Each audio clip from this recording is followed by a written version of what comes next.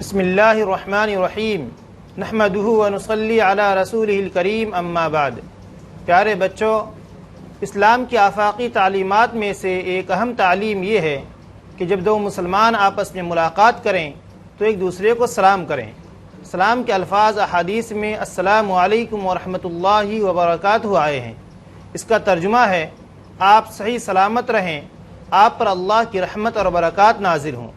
حضرت عمران بن حسین رضی اللہ تعالیٰ عنہ فرماتے ہیں کہ رسول اللہ صلی اللہ علیہ وسلم کی خدمت میں ایک شخص حاضر ہوئے اور السلام علیکم کہا۔ آپ علیہ السلام نے سلام کا جواب دیا۔ وہ شخص بیٹھ گئے۔ آپ علیہ السلام نے ارشاد فرمایا 10 نیکیاں۔ کچھ دیر بعد ایک دوسرے آدمی حاضر خدمت ہوئے اور السلام علیکم ورحمۃ اللہ کہا۔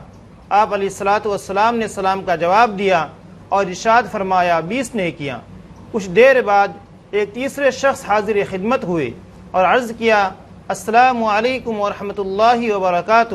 آپ علیہ السلام نے ارشاد فرمایا 30 نیکیاں۔ صحیح مسلم میں حضرت ابو ہریرہ رضی اللہ تعالیٰ عنہ کی حدیث ہے کہ رسول اللہ صلی اللہ علیہ وسلم نے فرمایا تم جنت میں اس وقت تک داخل نہیں ہو سکتے جب تک کہ مومن نہ بن جاؤ، اور تمہارا ایمان مکمل نہیں ہو سکتا جب تک کہ آپس میں ایک دوسرے سے محبت نہ کرو۔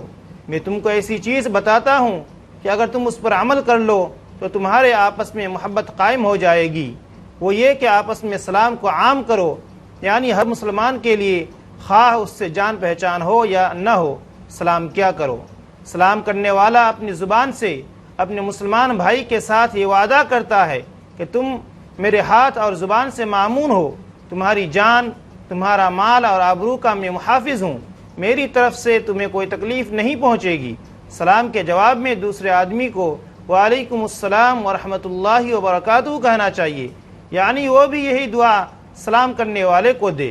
ذرا غور کریں کہ اسلام کی یہ تعلیم کتنی اچھی ہے کہ ہم کسی سے ملاقات ایک دوسرے کو دعا دے کر کریں، اس کے بجائے ہائے ہیلو وغیرہ میں دعا کا مفہوم نہیں ہے۔ اس لیے ہمیں اسلامی سلام کو اپنانا چاہیے۔